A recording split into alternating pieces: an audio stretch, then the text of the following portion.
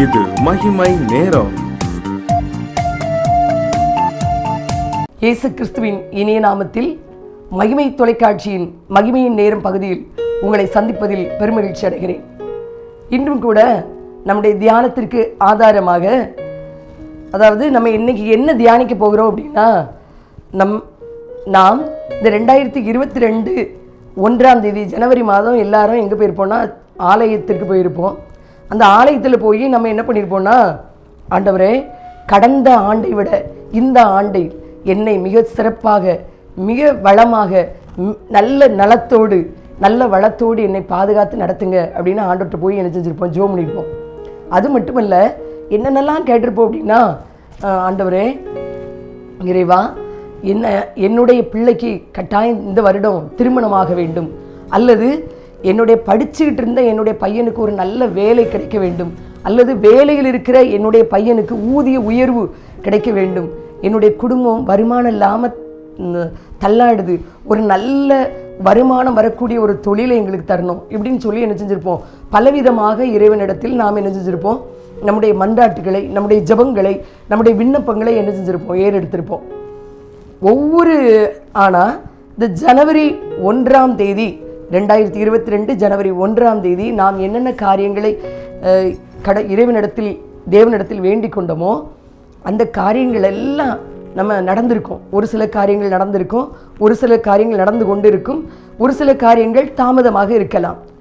இதெல்லாம் நம்ம எப்படி அறியணும்னா, மகிமை டிவியில் இன்னைக்கு நீங்கள் பார்த்துட்டு இருக்கிற உங்கள் ஒவ்வொருவரையும் கர்த்தர் பாதுகாத்து இன்று வரை என்ன செஞ்சினார், நடத்தினார். உபாகமம் 32ஆம் அதிகாரம் 10ஆம் வசனத்தை நம்ம பார்த்தோம் அப்படின்னா, கர்த்தர் அவனை நடத்தினார், கர்த்தர் அவனை உணர்த்தினார், அவனை கர்த்தர் காப்பாற்றினார் என்பதாக அந்த வசனத்தினுடைய பின்பகுதியை நான் பார்க்குறோம். நடத்தினார், அடுத்ததாக உணர்த்தினார், காப்பாற்றினார்.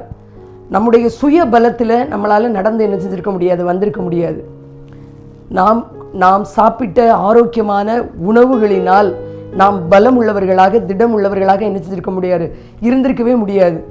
ரெண்டாவது, பாவத்திலிருந்து அல்லது நாம் செய்த ஒரு தொழிலிலிருந்து அதை அடுத்த கட்டத்திற்கு அல்லது இந்த பாவத்திலிருந்து திரும்புவதற்கு, நம்மளை உணர்த்துவிக்கிறதற்கு நம்முடைய பகுத்தறிவால் என்ன செய்யாது, முடியாது. அதெல்லாம் தேவ ஆவியானவர் நம்மளை என்ன செஞ்சார், உணர்த்தினார். அடுத்ததாக அவனை காப்பாற்றினார். இப்போ இந்த டிவியை பார்த்துட்டு இருக்கிற ஒவ்வொருத்தரும், கர்த்தர் என்னை நடத்தினார், கர்த்தர் என்னை உணர்த்தினார், கர்த்தர் என்னை காப்பாற்றினார் என்று நம்ம என்ன செய்யணும், ஒவ்வொரு நிமிடமும் உணர்ந்து கொள்ள வேண்டும். நம்முடைய திறமல்ல, நம்முடைய சாமர்த்தியம் அல்ல, நம்முடைய கை பலன் அல்ல, நம்முடைய ஐஸ்வர்யம் அல்ல, நான் சாப்பிட்ட உணவினால் வந்த ஆரோக்கியம் அல்ல, கர்த்தர் ஒருவரே இம்மட்டும் நம்மை என்ன செஞ்சார், வழி நடத்தினார், அவர் நம்மை உணர்த்தினார், அவர் நம்மை என்ன செஞ்சார், காப்பாற்றினார் என்கிற அந்த புரிதல் ஒவ்வொரு கிறிஸ்தவர்களுக்கும் என்ன செய்யணும், கட்டாயமாக இருக்கணும்.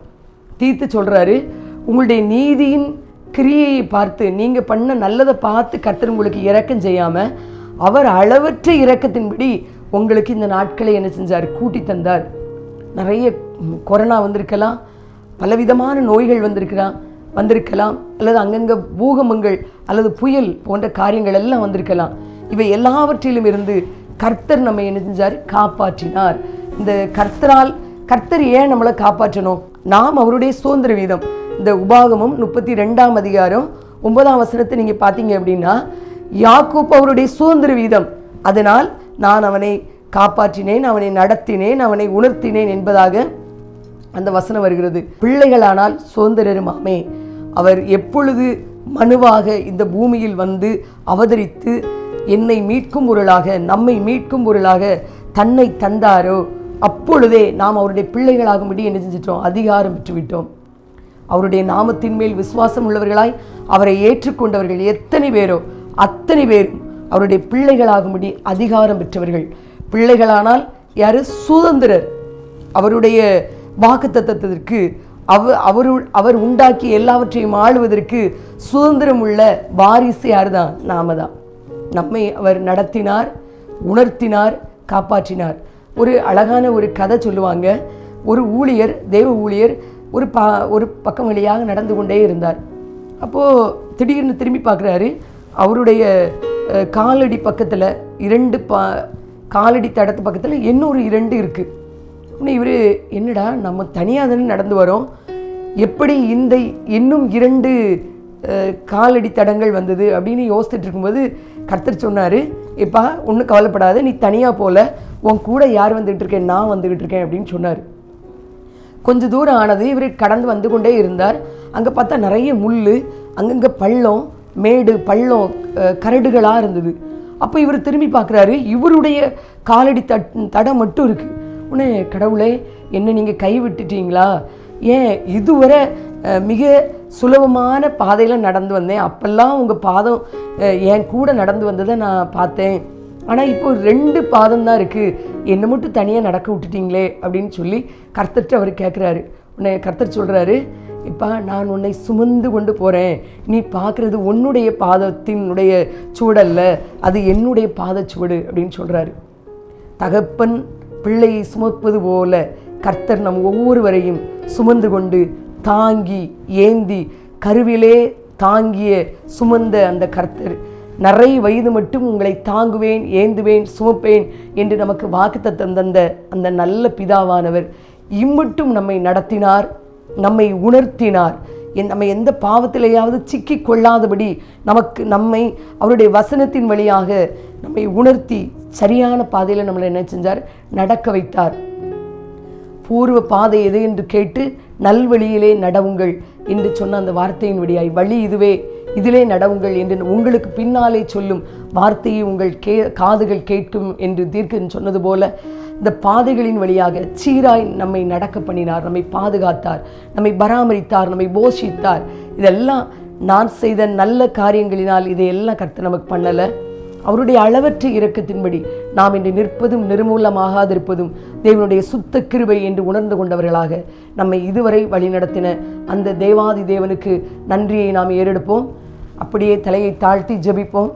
பரலோகத்தின் பிதாவே, நாங்கள் உம்மை துதிக்கிறோம், ஸ்தோத்திரிக்கிறோம். ஆண்டவரே, நாங்கள் இப்பொழுது தியானித்த அந்த தியானத்தின்படி கர்த்தாவே, நீர் ஒருவரே எங்களை நடத்தினீர், நீர் ஒருவரே எங்களை தகப்பனை உணர்த்தினீர், கர்த்தர் ஒருவரே எங்களை காப்பாற்றினீர் என்ற உணர்வுகளோடு நீர் மாத்திரமே எங்களை நடத்தி போஷித்து பராமரித்து பாதுகாத்தீர் என்ற அந்த நன்றியோடு கூட ஆண்டவரே எங்களை தாழ்த்தி உம்முடைய கிருபைக்குள்ளாய் எங்களை தருகிறோம். ஆண்டவரே, இம்மட்டும் ஆண்டவரே ஸ்தோத்திரம்.